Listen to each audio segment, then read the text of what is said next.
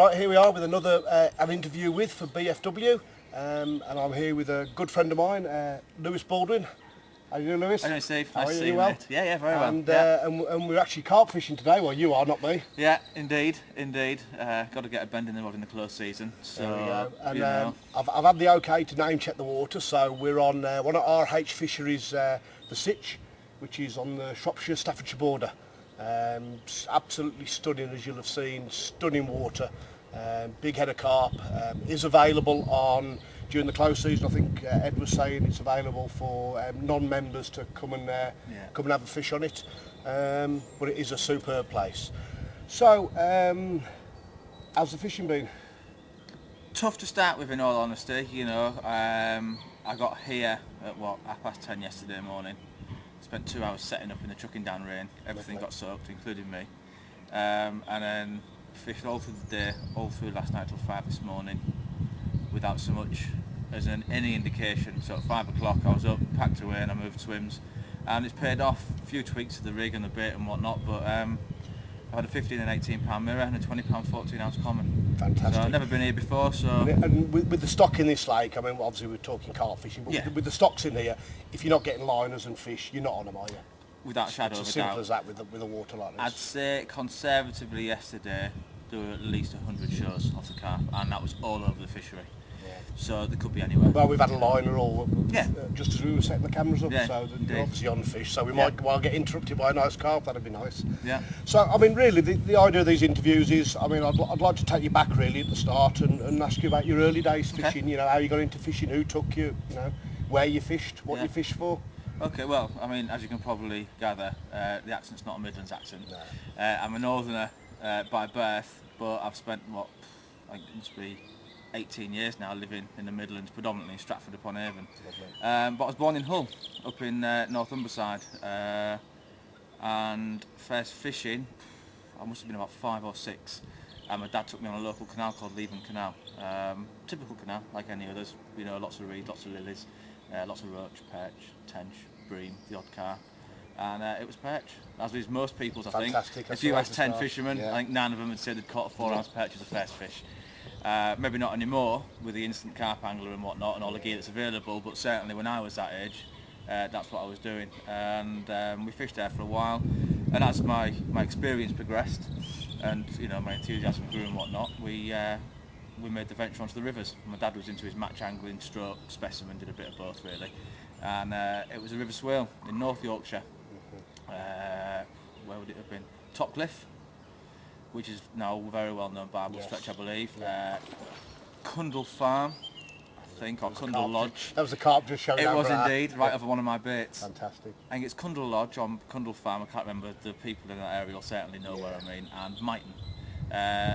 Never managed a barbel as a kid, but plenty of chub in those rivers. And then onto the Derwent, again the Yorkshire Derwent, bream and chub predominantly, could never get amongst a barbel.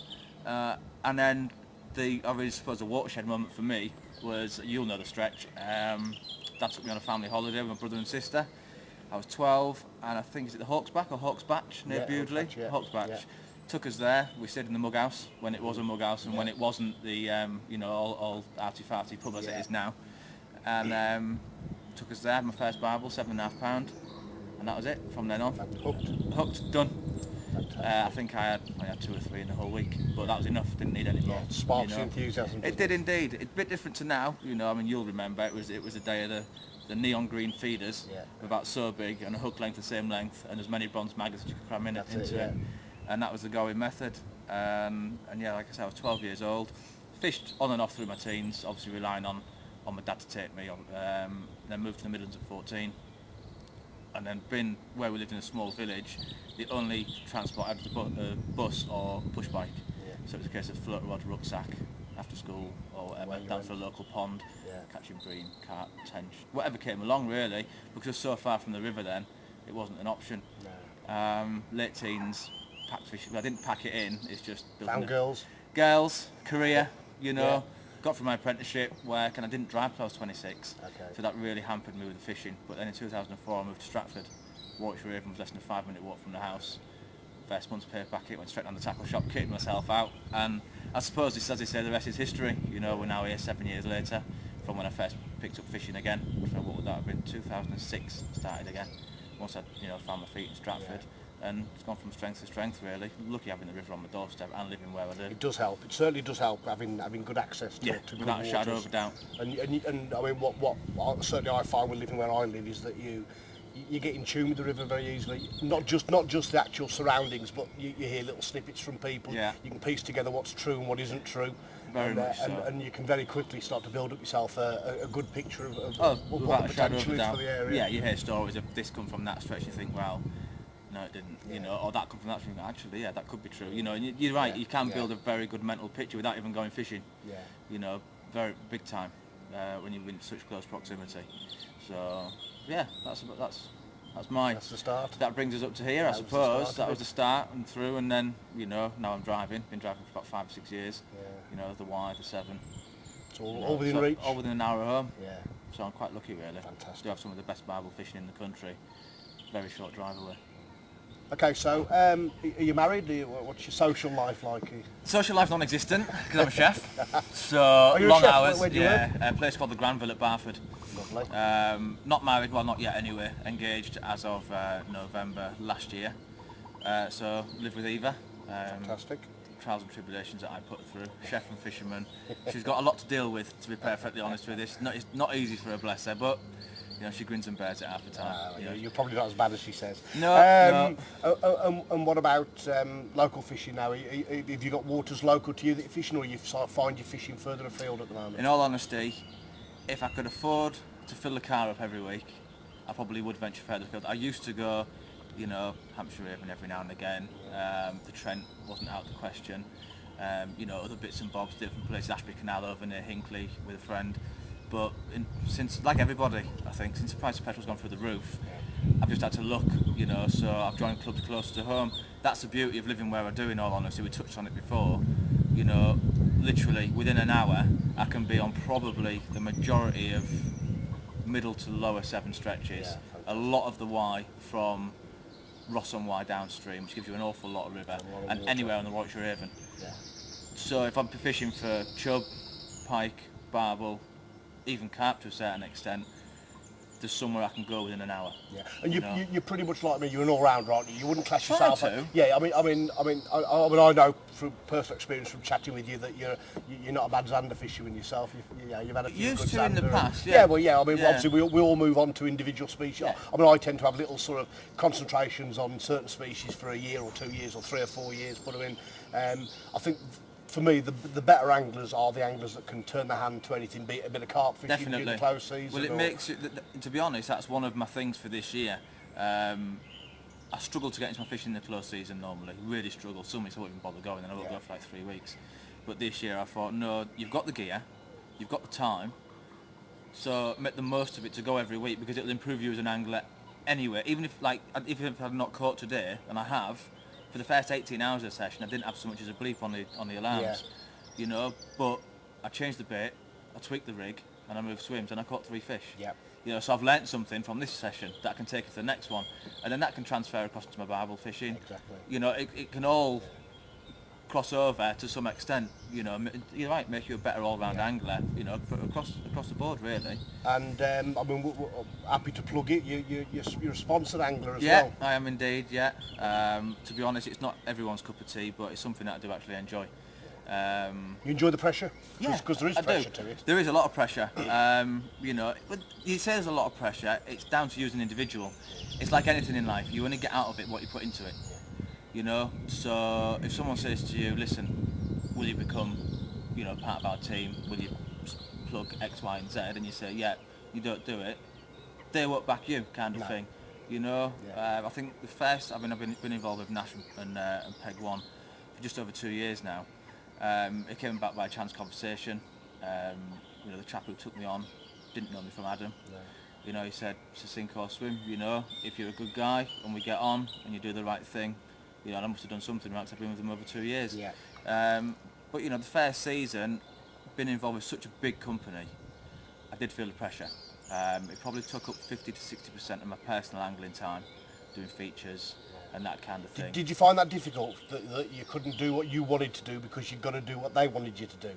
type thing. It wasn't a case of them wanting me to do it or telling me I had to do it. I chose. Okay. They give you the option. Yeah. Like I said, the more you put into it, the more you get out of it. I could have said, I'm busy, I want to do this.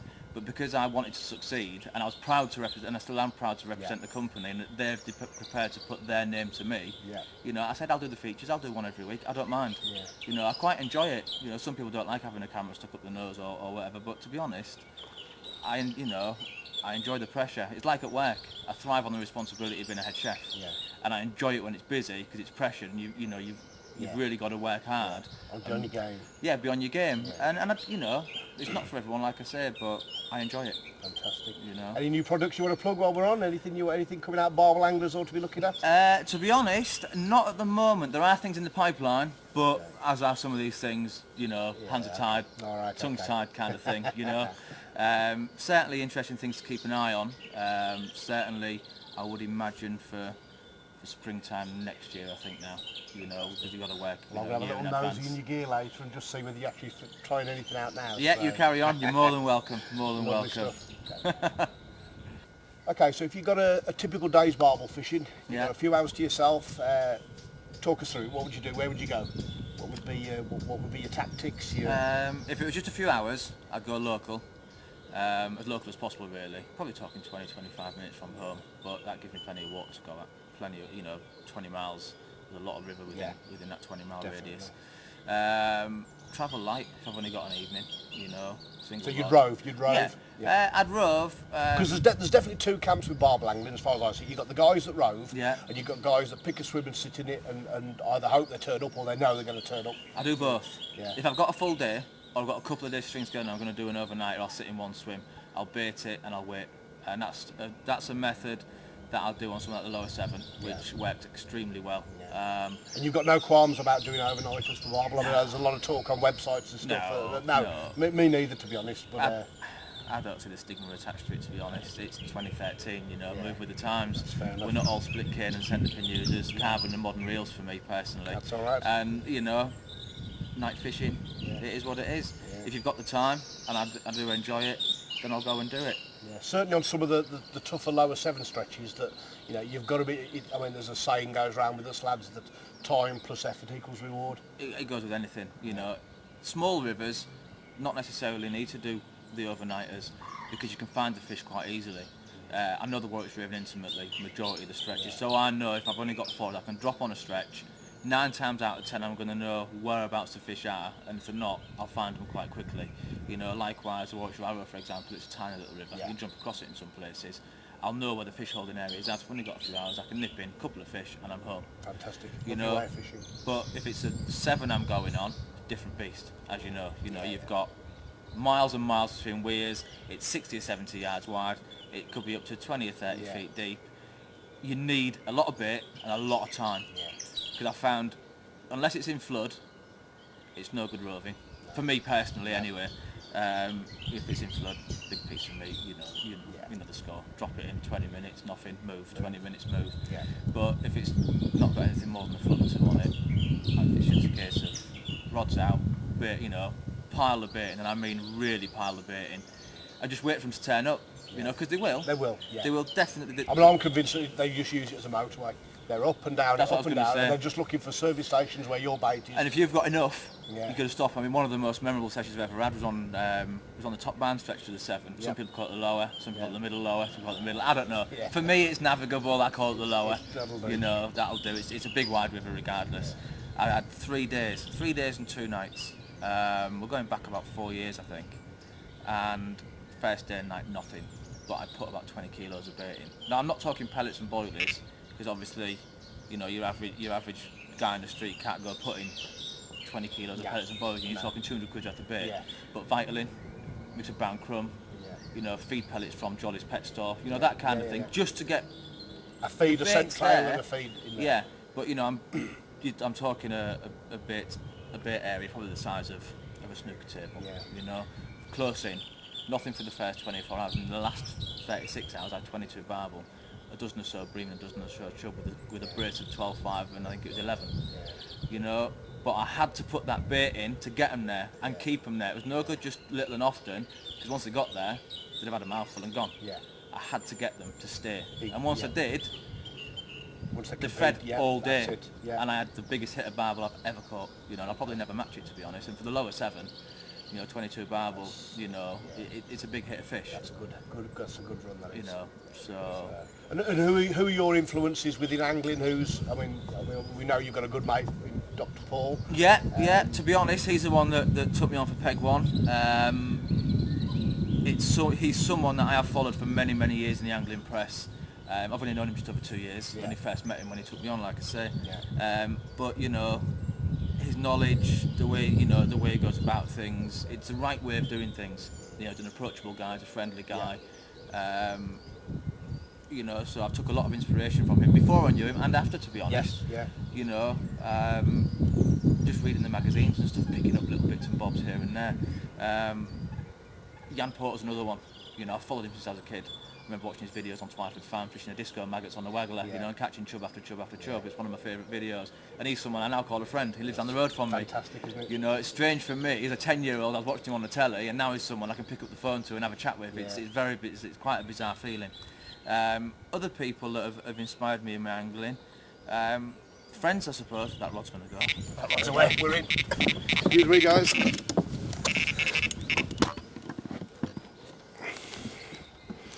Have to excuse the interlude while we deal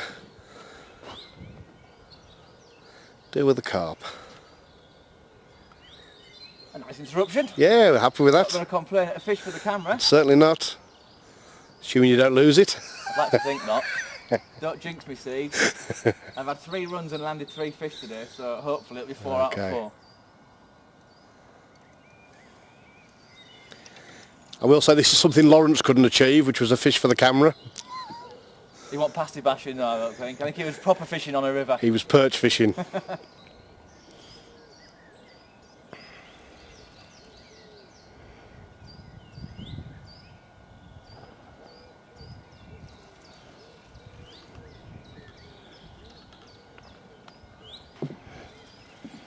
So, I mean, we were talking, you don't mind me carrying on? No, you carry on. No, carry on. We were talking about, you know, inspirations and people I've looked up to in angling, and obviously I touched on Paul and Jan Porter as too. You know, I've been. There's one guy who, you know, I'm very, very good friends with. You know, a chap that you probably know by name, in Ashley Burton. Yeah. He's become a very close friend. We first met about 6 or 7 years ago on the banks of the Avon, and in all honesty, he taught me an awful lot regarding barbel fishing of what I know now. You know, I was quite green back then. I was still fishing how I would when I was a kid. 'Cause I didn't know. Quiver tip rod, 8-pound line, small pan landing net. 'Cause I didn't know any better. No. And you know, over the years we have struck up a very, very good friendship. And you know, he gave me an awful lot of advice 6 or 7 years ago that, you know, just stood me in very, very good stead. And other than that, to be honest, there's not that many people that I'd say I've taken inspiration from or looked up to. I've never been one of these people that kind of is into the Dick Walker thing and all that, because I don't know, I suppose a long time after I was born, and I tend to look at more modern things, to be honest. Yeah. You know? I mean, did you go down the route of the Matt Hayes and the John Wilson on TV? Oh, and John Wilson, yeah, of course. Yeah. I mean, go fishing, late 80s through the 90s, you know, it's when I was growing up. Yeah. You know, it was on, I think was it Channel 4 back That's then? it, yeah. BBC 2? Yeah. You know, and that was Sunday night viewing as a kid. Yeah. And John's just moved out to Thailand. He has indeed, yeah. Which brings us nicely on to the fact that you've just had a nice holiday out there as well. Like, you a fantastic holiday, absolutely phenomenal. Beautiful place, great people, great food, and as some people might have seen, great fishing as well. Yeah. Fantastic fishing. Gillam's Fishing Resort is something, personally, if you ever go to Thailand, I'd strongly recommend that you do. Good, nice fish this. And I tell you what, Steve, I reckon we've got a PB for the camera. How about that? I would say, looking at that in the net, that will well exceed my PB of 23.6. That's a nice fish. Lovely stuff. Can we stop the camera and we'll weigh it? Stop the camera and we'll have a little look, shall we? So go on then, Lewis, how big? 32.8. What a fish. What an absolute stunner. Do you want to name check what you had it on? Nash bait Scopex squid, to be honest, I ain't gonna lie. There you go. Tipped off with a bit of fake corn. Brilliant stuff. Brilliant. Previous PB was 23.6. Fantastic, mate. Wonderful. Absolutely. Oh, Then we got Mr. Ed on the camera. absolutely buzzy. Pick his tail up at the touch, mate. That's brilliant.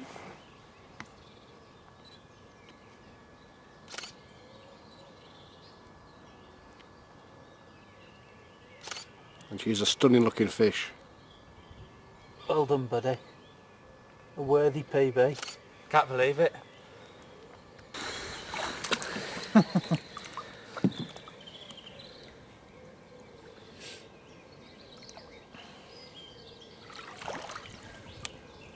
What can I say? Well done, bud. Come on up. Nice one. Well done. Well I've done, got to man. drive all the way home now with a stupid big grin on my face. You got to finish your interview yet with me with a What can I stupid big say? grin on your face. What can I say? Well done, buddy. That's what it's all about. Superb stuff. That's what Phenomenal. the six can give you. Phenomenal. Okay, so we've calmed down a bit. Congratulations on the Cheers, PB, mate. Well, So, yeah, do you wanna- as everyone can see, I've got changed. yeah. Well, Do you want to recount it? We've just the had waders have gone on. Well, you know, you didn't see the take, but obviously You heard you it. heard the beep of the alarm. You know, fish didn't really do too much, did it? No, not It came really. in like a dog on a lead, to be quite honest. But They all count. the big old shoulders came over the net cord, and I thought previous PB was 23.6, and 32.8. I think I called it 32.4, but it was 32.8. Yeah, I can agree It on was that. I did see 32.8. it. To be honest, I'm blown away. And a stunning looking fish as Oh, well. you know, rivers are closed. I couldn't do a bit of carping, get a bend in the rod, see yourself, see a new venue. Never in my wildest dreams I thought I was going on with a £30 under my belt. And it's nice that Ed was here as well, the gaffer as Brilliant, well, one yeah. of the gaffers. To have him Yeah. pop up on the scene and see a fish that he knows as well. Yeah, It's, without a doubt. Yeah, good stuff. So, Brilliant stuff. yeah. Right, so let's try and recap where we were then. So, Angling Trust, okay, our governing body, or hopefully will be. That with a bit of luck. You obviously support them. Of course, yeah, you've got to. You know, I've not been a member too long. Held off for a little while. Bit of caution, see what happens, see how the land lies. But do you know what? Ultimately, we don't have a governing body in angling. I am pretty sure that more people, I'd imagine, go fishing than bird spot. But yet the RSPB have got so much money, it's Such frightening. a powerful organisation. There's no reason why we can't be up there. Well, the only thing stopping us is us, Yeah. as in anglers, is Yeah, what I'm saying. yeah, absolutely. You know, for the measly sum of 25 quid a year, you get a voice. You know, and one thing that gets me about angling, and I won't dwell on it too much because I'm not really a big fan of the politics side of angling. It's something I do shy away from, to be quite honest with you. I'm not a big fan of departmentalising certain brands of angling. Match, specimen, Yeah. pleasure, carp. We're See. all anglers. We Yeah. should all come under the same umbrella and fight the same cause. Yeah. You know, unfortunately, I can't see that happening in my lifetime, and I'm only 32.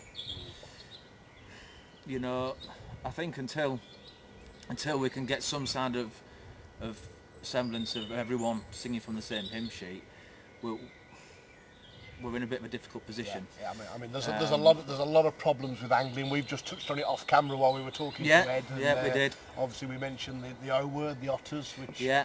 I know you're. I mean, anybody that river fishes, I would. My opinion is that they're there.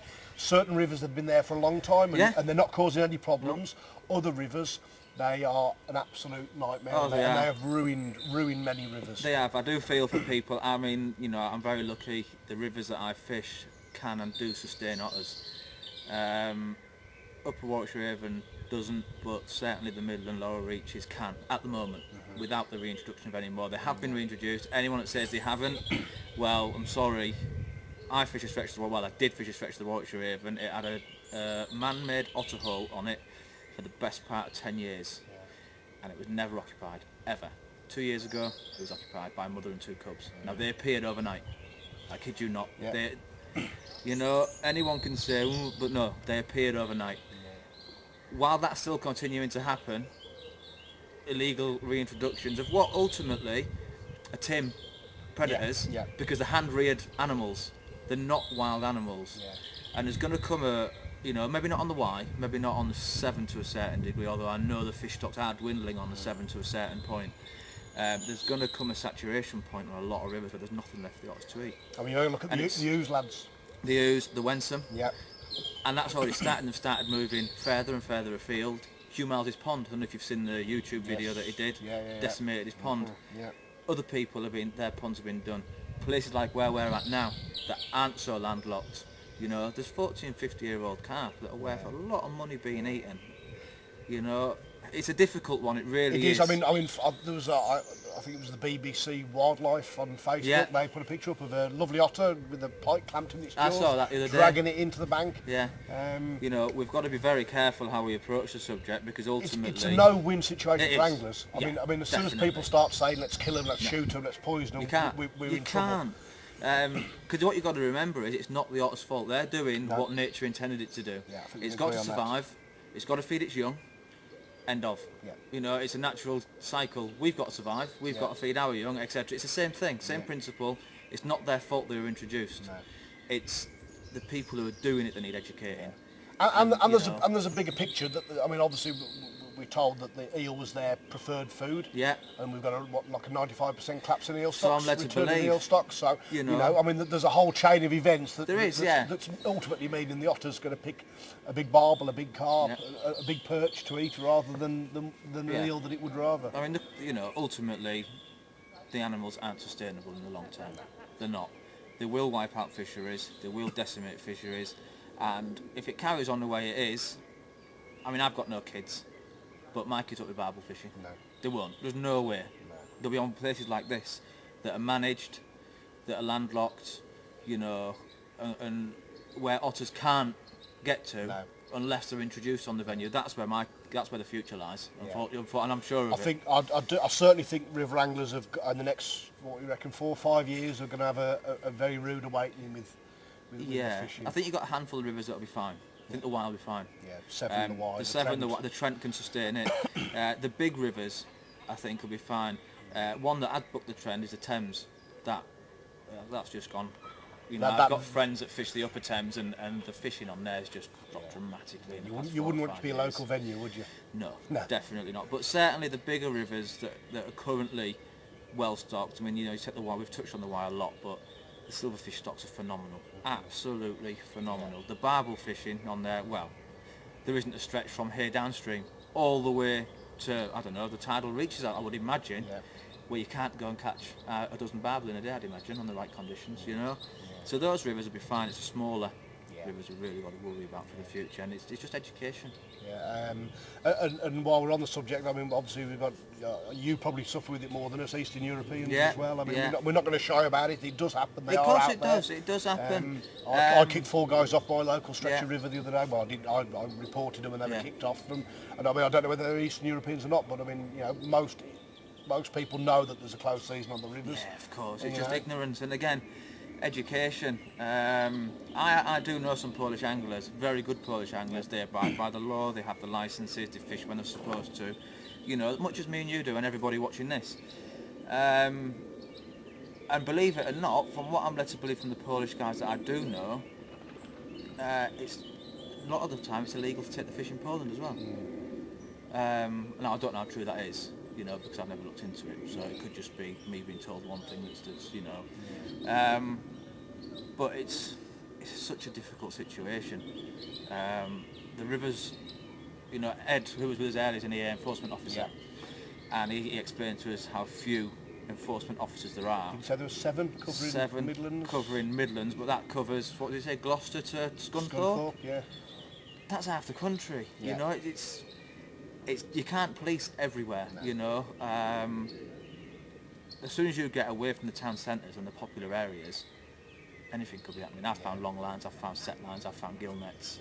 They've all been reported, don't get me wrong, but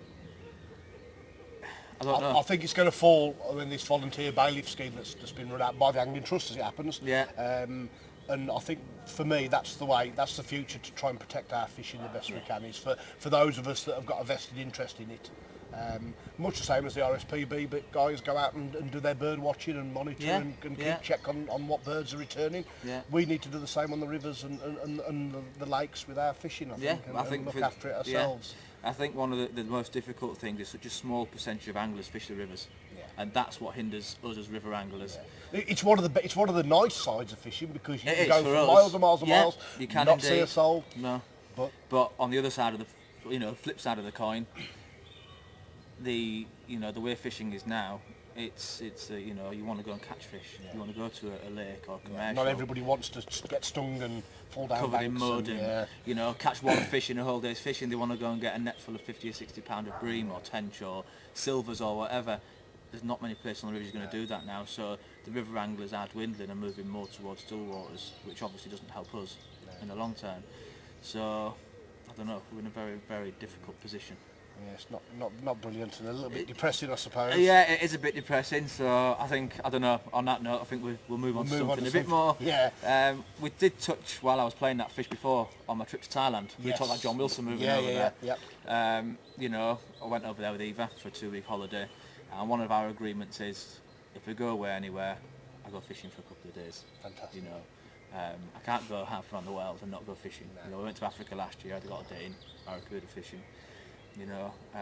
Went to Slovakia to visit our family a couple of years ago. I got a few days fishing in the glacial mountain lakes up there. So we went to Thailand. I said, I've got to go fishing. I want to go to Gillam's. I know all about it. I know people have been. I've seen the adverts. Seen it on the telly. Yeah. I've got to go. Well, what an experience! It's it's commercial. It's purpose built for the angler, by the anglers. Sean and Stuart Gillam who run it. Great blokes, Stuart Gillam, big fish angler in his own right in this country, late 80s, early 90s, caught a lot of big fish from the Essex pits. Carp was, I think he was the first Brit to ever catch a £40 carp and a £40 pike. He had a 40 offland deck, but I believe in the late 80s. And he went over there, built this fishery, and I was lucky enough to spend 3 days on there. It just blew my mind. Oh. Go on then, reel off what you caught then, go on. What did we have? 3 hour Parma to £180. 7 or 8 red tail Amazon catfish to £30. 3 Siamese carp, biggest was 90, and 1 striped catfish of nearly £40 in 3 days fishing. I lost the same amount of fish as well. Just Simple fishing, is it? simple fishing, but you know what? People think you got to just go there and cast out, and it's like this, but on a bigger scale. You're not using £3 test cable rod, you're using 6. You're not using £15 line, you're using 80. But the fish are 10 times bigger, and it's exactly the same as this. You chuck it out and chance it, you might get a bite, you might not. You work your swim, you bait your swim correctly, you build it, you'll catch fish, and that's what I did, and it paid dividends. Fantastic. It was a fantastic experience. Have you been anywhere else abroad, while we're on the subject? Have you done the Hebrew? I fished the Ebro last October. Ashley, who I mentioned earlier, his 40th birthday, so we went over there for a week. That was a good experience. Capmaster tours. 184 pound was the biggest I had. I had 2, 158 and 184. Ash had 2. One was 156, I think, and the other 189. 8 foot long, slimy tadpole, basically. But again, it's not the sort of thing you do every day, every week. It's a holiday. Treat it as such. Holiday fishing, and it was great fun. Yeah, I mean, I've heard reports of some superb roach fishing out there on the Hebrew, and also Zander as well. Yeah, the Zander. And obviously we know big, the carp fishing. Carp are big. Yeah. In fact, you know what? Because the climate's so good, it's warm most of the year. The water temperatures are a lot higher than ours, so the fish get big, and they've got a lot to eat. You think you go for them cats.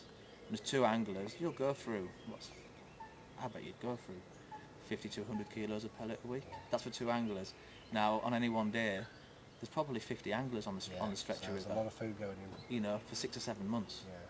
So the fish are going to get big on high oil, high protein pellets. Does it ruin your English fishing, or do you take everything as, you accept we're on a stunning English lake now, fishing for carp? Yeah. No, maybe not the biggest carp in the country, but they're still, No, obviously, no. we've said we've had them to 30, you've had 4 other fish. Does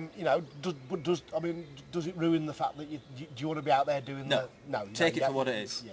And take it for exactly what it is. I wouldn't want to do it every day because it is a holiday experience. Catching a double figure barbel here, isn't really comparable to that, because you're going to these countries specifically to do that. And you know, for 9 times out of 10 people, it's a once in a lifetime experience. You know, it's something. It's like a bucket list. Everyone's got a bucket list. I want to do this for a day. I want to do this. I want to go to a concert, whatever. Well, you know, exotic places to go fishing is on my list, and I've ticked a few off. You know, fantastic. that's what it is. But this is my bread and butter, fishing in England. You know, it's what I enjoy. You know, We've got Carp going crazy out there. they're crashing everywhere. So you know. All right, well, what we'll do, we'll have a look at some barbel rigs then, and you Okay. can talk us through a bit more of your specific barbel fishing now. All right? Yeah, fine. Lovely Yeah, of stuff, course. Yeah, no problem. Okay, so let's have a look at some barbel rigs. Yeah, then. sure. Or a barbel rig, because if you're anything like me, you've only got one barbel rig. You're not wrong. No. In all honesty, Is it going to blow our minds? Is this going to? probably bore everybody, to be honest. It's as basic as it's ever going to get. I've been around the houses in the past 6 years, to be honest. I've used back leads, I've used lead core, I've used shrink tubing, I've used tungsten tubing, I've used braid, I've used combi rigs. And do you know what? The conclusion I've come to is you don't need any of it. No. If your watercraft is good, you're not hammering bank sticks in, jumping up and down on the bank, shouting on your phone, and your bait's in the right place, the fish will take it, and they will. You know, so my rig consists of a mono hook length, depending on, these are 2 that I've got with me today, both £10. This one's a pre-stretched, really fine diameter one. It's ever so good, but you know, it's, what is it, 0.22 I think, for £10. This £10 0.235, and the other one I think is as high as 0.3 for the £10. That I'll use on a bigger river, a bit more robust, but these. And what sort of length are we talking hook length? Do you know what? All depends, but as an average, I'd say I'd be happy to go on any river in the country and throw out a hook length of about 2 foot long. Yeah, I've certainly gone down to the longer rather than shorter version. Yeah. Having been through the 3-inch, 4-inch, 5-inch hook lengths and stuff like that, I've now switched back to, I mean, mine generally average about 3 foot. Yeah, 2 to 3 feet, I'd be happy to go anywhere. Anywhere, don't matter how pressured the fish are, and I'd be confident of catching fish. So do you generally fish just straight lead, or would you normally go with a feeder, or? Again, I know we're changing, it depends on which river and stuff, but right. Whitetraven, your local stretch of Whitetraven, you're going to go and fish? All depends, you know what, it all depends on the stretch. Okay. And depends how long I'm fishing for. Right. Warwickshire Haven, if I'm doing an overnighter, I'll fish a feeder all day. Small 2-ounce feeder, small cage feeder, one of the Fiskies ones.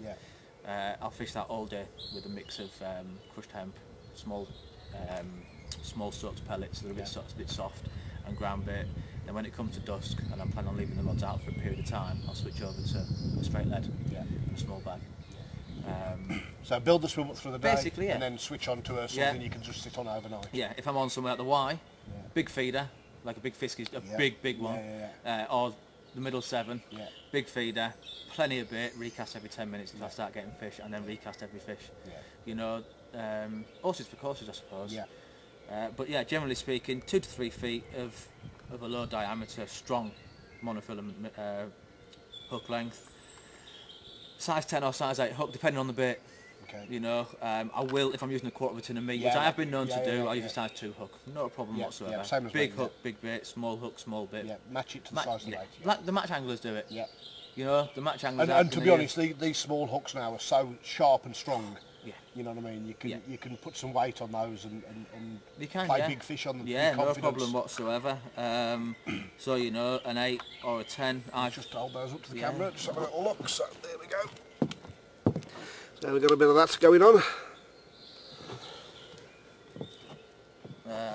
And then basically I use a quick link clip because I favour obviously different scenarios or different swims might need a short or long hook length depending on if I'm fishing. You know, one thing I really like doing, if I'm fishing to a snag, rather than fish into the snag and I have to really hook and hold. I'm not a big fan of hooking and holding. I have a thing in my head about it damaging the fish's mouth, and it gets enough with a hook in it, you know. So what I tend to do is I'll tie a small PVA bag to the lead and hook the hook in it, but I'll use a longer hook length, so I can cast it like 4 or 5 foot upstream of the snag. Your hook bait will bounce down as the bag melts. Hook bait's gone down under the snag, fish on, and you can draw it away. Then you know you're fishing away from the snag. So yeah, quick change clip, and then it's a rig which, you know, unknown to me until probably about 2 years ago, is widely renowned as the Jan Porter rig. you know. Did Jan tell you that? No, I picked it off Lee Swords, to be honest, on Facebook. You know, swivel, tail rubber, and then have I got an earring in here? No, I haven't. I think my other little boxes, so I've been using it today. It's over there somewhere. But okay. just a run ring. Yeah. With a clip on it to put the lead on. Yes, yeah, I know what you mean. Yeah. And then just slot it over the tail rubber and the swivel, so it's a semi-fixed lead. Yeah. As soon as you get a take or a bite, that lead comes free and it's free running. Free running up the line. That's it. That is Nice that and is safe. what I use on every river, whether I'm fishing a feeder or a lead. Yeah. Every river, every scenario, and I catch my fair share of fish. And what about bait? I mean, you know, again, we've talked about meat and stuff like that, but Yeah. I mean, you a boilie guy? Do you? Boilie and pellet. Yeah. Or boilie, pellet or maggots, to be honest. Yeah. I've not fished with meat for 2 years, believe it or not. Okay. Just through personal preference. Yeah. I've caught my fair share of fish on it. Yeah. In the summer, nice small 3 or 4 mil pellets, you know, 2, 3, 4, whatever, just glued to a hair. Night time, I tend to... Always turn your mobile phone off when you're doing interviews. Night time, in all honesty, unless I'm doing a short session, I'll switch over to a boilie because they don't break down. No. And I know that if I leave that rig up for 4 hours, Ice that wrapped? bit's still... Ice wrapped, yeah. Yeah, massive only ice. thin, Yeah, you know, yeah. thin wrap. In the winter I might go a bit bigger wrap so Yeah. it leaks down for longer. Yeah. Or in flood, it's 2 16mm boilies and a big load of paste, so it's like the size of a golf ball. Yeah. But generally speaking, a single 15mm boilie will do me in the So summer. any particular flavour, or I mean, are you going to say a brand? Because I would Well, expect nothing less. But To be honest, that, you know, you've asked me, I wouldn't have said otherwise. Last year, I hammered the Barbel on Nash Monster Squid. I was very dubious about it because it's got a lot of banana in it. And I have caught Barbel on fruity baits before, but tailor-made by me for the winter on HNV with a decent base mix and then putting a creamy toffee or something in, so it's sweet and fruity or whatever. But I was assured to give it a go with confidence. I thought, right, okay, I'll give it a go. And last season, fantastic. I smashed the rivers with it. You know, it's a good bait. I mean, they're pretty prolific taste Barbel. They'll eat pretty much any bait you throw to them. let's be Yeah, I honest. think so. But I mean, at the end of the day, one of the biggest ingredients I've always had with my fishing is confidence. If you're confident in a bait, if the first time you put a bait out, you catch on it. Yeah. Well, proof's in the pudding here. Last night I fished with what Nash called amber strawberry. I didn't have a bite, but I put 2.5 kilos of scopex squid in the can just in case. I've never had much success on the amber strawberry, but I had quite a bit at home I wanted to use, so I thought I'd bring it with me. Didn't have a bite. I switched over to that. Within 6 hours, 4 fish on the bank. And a You pig. know, it could have been. I could have had them fish on the amber strawberry. yeah, Who knows? yeah, we don't know. But confidence and previous experience just said change your bait. It'll give you more confidence. You'll be happier with your fishing. You know, and it paid off. Yeah, fantastic. So the same goes to Barbel fishing. Just be confident be confident in your rigs, confident in your approach, and confident in your bait, and you're not going to go far wrong. They're not difficult fish to catch. No. If you found them, and like I say, you're Don't not, scare them. you know, you're not heavy-footed or whatever. They're not difficult to induce to feed, and they're certainly not difficult to catch. No. Have you got a preference in terms of, I mean, do you prefer smaller intimate venues, or do you like the big rivers, or is it horses for courses? You have to go with whatever throws up at you? I'll be honest with you, and I base my barbel fishing on a ratio of there's got to be a chance of one fishing 3 being a double, 9 times out of 10. If I'm going for a jolly, taking the old man fishing or with my mates, or doing a feature, the Y or the middle 7 will come into the fold because I'm guaranteed to hit a barbel. I'm going to get fish for the camera, or I'm going to get my dad a few fish, or I'm going to get myself a nice few fish. But if I'm going for my own personal fishing, you know, where I want to catch decent fish, the venue's got to be a 1 in 3. You know, and that's what I aim for. It don't matter if it's a small venue or a big venue. That's what I'm looking for. You've got that ratio there. And while we're on PBs, go on, what is your Barbel PB? 14. Everybody will want to know. £14. £14. Yeah, October 2008. Yeah, watch your Yeah. Still a big fish. Big fish, It's yeah, a big don't fish. Matter which river it's from. It's a big Doesn't, no, fish. it doesn't. It's a big fish no matter where it's from. I think a lot of people get hung up now these days on the size of barbel, and you know, there's a lot of people who know double's not a big fish. Well, it is. I don't care where it comes from. No, I'll it could agree be with from the Great Ouse. A double is a big fish. You know, and you've got to remember as well, it's all relative to the river it's from. You can get, I can, and I will be honest, get a bit blasé about catching doubles off the Warwickshire Raven. I have had my fair share. You know, because there are a lot of them in the Warwickshire Raven throughout its length. But then you go on the Y, and a big fish is an 8. Yeah, You've got the middle rare 7. beast, a double Big off. fish on the middle 7, 8 pound, you'd say? Yeah, I'd still say now that an 8 pounder is a very good Yeah. fish off the middle 7. You know, so again, it's- we get a bit blasé because we're starting to catch a few doubles now and stuff. And Yeah. you know, I would expect a number of doubles through a short 2 or 3 month period, Yeah. end of August, September, October. I would expect maybe get into double figures worth of doubles off the Yeah. middle 7. Yeah. But still, an 8 pounder is a big fish. Yeah, for the, but for the you middle. know, you've got to look at it, you know, properly. I can't think of the right word, to be honest, off the top of my head. But you put in perspective of the venue that you're on. Yeah, yeah. If the river record's £11, don't go there expecting to catch double figure barbel because you ain't. No. You know, if the river record's £15, expect to catch Yeah. the odd 10 or £11 pounder. Yeah. You know, you've all got to be put into perspective and be relative to the river that you're fishing. You know, and I think a lot of people lose sight of that these days. And Definitely. you know, and if you remember that, then you know, you can't go wrong with it. I don't think. Not at all. So no revelations then? No with you, revelations, I'm mate. afraid. No, I mean you can see Well, what's in there. What's Well, in I there? think look. we've pretty much done the same track. I think we've all gone down the route of trying little tweaks and going down the route of lead core and Yeah. back leads and you name it. Don't think you need And it. and I'm back to mono hook lengths, hooks and a lead and Yeah. catch a few fish and Yeah. that's it. I mean, what we've got in there: half a dozen packets of hooks, some meat stocks. And this is genuinely your barbel. You This brought is this it. along to show me. This is Yeah, it. Yeah. I will take this Yeah. barbel fishing anywhere, and I won't Yeah. take anything else. Yeah. So what we got some PVA string, a couple of different types of braid, various bits of tools that you need. Yeah. You know, scissors, baited That's it, needles, yeah. glue, half a dozen packet of hooks, Some stops. some stops, some meat stops, thermometer for the I was winter. just about to say we've got the thermometer in there. Spare batteries for the head torch and night lights to the end of the rod, and that is literally it. That's There's it. nothing else in there. Yeah. Nothing at all. Fantastic. So yeah, basic as you like. Good stuff. There you go.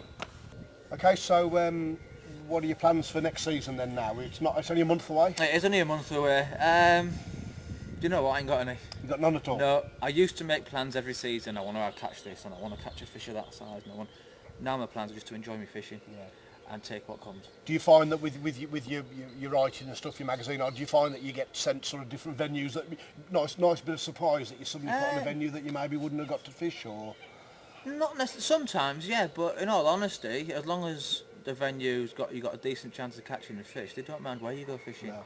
You know, they might say, "Oh, we need you to catch this for this magazine, so we'll go to a pre-done venue." But generally speaking, it's as you come. And you know, do as you please. will it be barbel from June the 16th? Or is that where No. you go? Or? No, I used to, but I've seen too many barbels still spawning beginning of the season, so I give them a rest. Yeah. You know, it's a touchy subject for some. I've actually just written a magazine article on it, which will have come out before this airs. So I'm not a fan of the close season as it currently is. I do believe. Are you a fan of the close season though? A close season. Yes, but it needs to be moved to move with the times. End of the season, March these days, fish aren't spawn bound, the mills aren't full of milk. That's not happening until the middle end of May. Personally speaking, I'd say end of May to end of July. I've seen far too many barbel and caught barbel in middle of June that are spilling their eggs. Yeah. Now, if you had 3 people on every stretch of river, first week of the season, they all caught 2 barbel and they all split the leg and lost a year class of fish for that river. Yeah. You know, if you changed the close season to the middle of July, you wouldn't have that. No. The barbel could spawn in peace throughout May, end of May, June and July. Yeah. You know, we could have good fishing March, April, beginning of May, which invariably no one knows. No. But I would imagine would be the best river fishing you'd ever have. Could well be. You know, we'll probably never get to find out. No. But you know, that's my take on that. So will you be on the rivers from start? I'll be on the rivers, but carp fishing. Okay. Yeah, definitely carp fishing. I've seen some nice fish over the past, last summer. On the Avon? On the Avon, Yeah. yeah, which I intend to target. And give them a real good go, and I'll probably still be doing a bit of this, to be honest, because Yeah. through still waters, Pasty bashing, I think you called it. Yeah, I think I did. I think we can call them fish I've had today a bit bigger than pasties, to be honest. But yeah, and ultimately, just enjoy what I'm doing. Yeah. A lot of people lose sight of the enjoyment of fishing. It's all about numbers. It's all about It's catching obvious the talking next- to you that you've still got that enjoyment. Yeah, you've got to. I mean, just shaking hands Yeah. and hugging each other like Yeah. when you catch a PB fish, it's fantastic. Once that enjoyment's gone and it's all about the numbers, you might as well give up. I mean, the fish weight didn't matter at the end of the day. No, it didn't. The three of us were enjoying Whether it was it. an ounce of my PB or as it was £9 of my PB, my first 30. It don't matter. I'm just enjoying myself. If I can get to the end of the season, having enjoyed my fishing, caught a fair share of fish along the way, a few doubles into the pot, I'll be over the moon. Fantastic. I'll be happy, you know. Because at the end of the day, I do work full time. Yeah. You know. It's very easy for people to think you don't, I suspect. Well, I do fish a lot, to be fair. And people do say to me, "Oh, but I do work. I work 50 odd hours a week, split shifts. Not, I work till 10 o'clock at night, 5 nights a week. So fishing is still, regardless of me writing articles, being sponsored, it's still my release. Yeah. It's still me getting away from it all, away from the strains and pressures of a kitchen, and doing what I enjoy. Do you do anything else other than fishing? Have you got no other hobbies? No, just fishing. Just fishing. I put all Fishing my time and and effort cooking. into that once I'm away from work and home, and the missus does get a bit irate sometimes. They all do. But it's part and parcel of what she signed up to, I suppose. Yeah. It's me. If you took fishing out of the way, out of the equation, I wouldn't be me. No. And she does say, you don't spend all your money in the pub, you don't smoke, you don't drink much. Yeah. When you go fishing, you're out enjoying yourself. Knows where you are. Yeah, I know where you are. You're not misbehaving. No. There's a lot of benefits. There's a lot of benefits to me being sat here and going home stinking. I'm stinking the house out with wet nets. Just back on the cooking. Something just came to me. Signature dish. Have you got one? No, You haven't. I haven't. I mean, what do you like cooking? I mean, obviously you're working, so you have to cook what's on the menu at the end of the day. But If I was in a job interview and they said, "What do you like? What would you cook?" what's your style? I'd have to. I wouldn't say I've got a style. I'd say I enjoy cooking fish. It's easy to cook, but difficult to get right because it's so easy to overcook. If that makes sense. Yeah. You overcook a piece of fish and you've ruined it. Yeah. Whereas if you get it right, it can be amazing. A fresh piece of fish cooked correctly is fantastic. And I'm a bit, I've done all the fine dining stuff with 18 things on a plate, and it looks like a work of art and all this. But when you break it all down, it's still meat and 2 veg. And where I work at the moment, we are a pub stroke restaurant, and we try and have a combination of both. We do burger, we do fish and chips, we do the best burger we can, the ability that we've got. But on the other hand, we do a bit of fine dining, but we break it down. We don't have the jellies and the foams and the this and the that. Yeah. It's a piece of meat, the potato and the veg, but it's all done properly. Proper food. It's cooked properly, honestly, good ingredients. And as long as I can go home every day and say I did my best I can, I've enjoyed my cooking. So I wouldn't say I've got a signature. I just, as long as I can enjoy what I'm doing, then that's fine. Superb, mate. It's been an absolute pleasure. No, It's been I've really enjoyed it. a To be real honest. pleasure to see that. Really carp on the enjoyed bank. it. That's fantastic You know, stuff. I hope you have a really good season coming up. Yeah. And people can find you on Facebook if they want to. You're on there. Yeah, just my name. Yeah, or my Yeah. website, lewisbaldwinfishing.co.uk. There's articles and blogs going back 2 years on there and all sorts. I can be contacted. And while we're here and plugging, Go on then. I am doing guiding. Oh yes, it was So, something I've got to mention to you about. If anybody wants a day out, barbel fishing, give me a shout. Fantastic Basically, stuff. contactable Facebook, website, email. There you go. And very reasonable price. Your choice of rivers across the Midlands, really. And so if anyone is interested. There you go. Look You heard me the up. man himself. Give him a shout. So, Brilliant, cheers, mate. Steve. Thank you very much, Thanks, mate. Thanks Nice a lot. one. Enjoyed it.